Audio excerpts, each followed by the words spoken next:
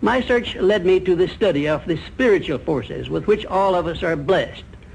And it was in this field that I came upon a clue which has enabled me to help millions of people to find their earthly destinies. I want to describe my discovery in the simplest terms possible, because it will reveal to you why it is true that whatever the mind can conceive and believe, the mind can achieve, regardless of how many times you may have failed in the past or how lofty your aims and hopes may be. I caught my first fleeting glimpse of the profound law which provides the means by which we may choose our own purpose in life and attain it, while I was being coached by Andrew Carnegie during the organization of the Science of Success philosophy. I had just finished telling Mr. Carnegie that I feared he had chosen the wrong person to give the world the first practical philosophy of personal success because of my youth, my lack of education, and my lack of finances. Well, at this point, Mr. Carnegie delivered a lecture that I shall never forget, because it changed my entire life and paved the way for my helping to change the lives of millions of people, some of them not yet born. Let me call your attention to a great power which is under your control, said Mr. Carnegie, a power which is greater than poverty, greater than the lack of education, greater than all of your fears and superstitions combined.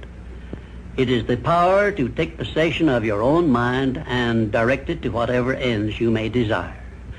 This profound power, Mr. Carnegie continued, is the gift of the Creator, and it must have been considered the greatest of all of his gifts to man, because it is the only thing over which man has the complete and unchallengeable right of control and direction.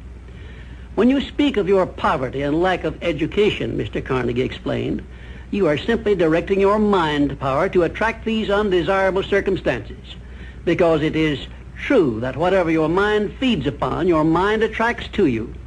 Now you see why it is important that you recognize that all success begins with definiteness of purpose, with a clear picture in your mind of precisely what you want from life.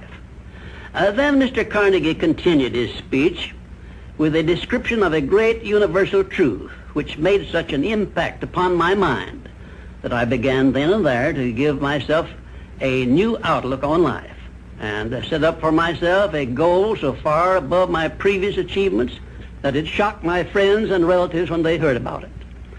Everyone, said Mr. Carnegie, comes to the earth plane blessed with the privilege of controlling his mind power and directing it to whatever ends he may choose.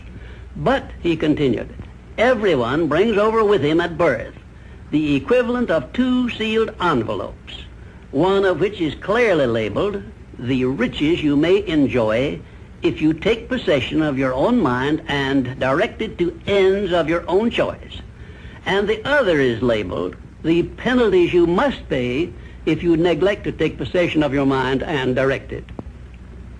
And now let me reveal to you, said Mr. Carnegie, the contents of those two sealed envelopes.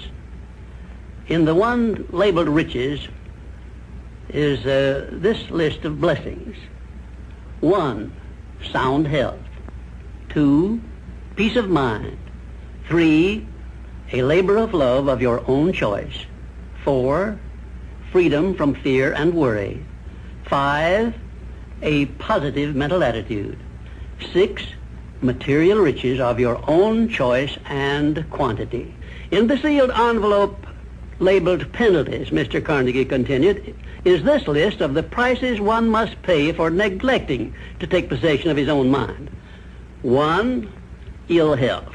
2, fear and worry. 3, indecision and doubt. 4, frustration and discouragement throughout life. 5, poverty and want. 6, and a whole flock of evils consisting of envy, greed, jealousy, anger, hatred, and superstition. Now, my mission in life is to help you and everyone who needs my help to open up and use the contents of the sealed envelope labeled riches.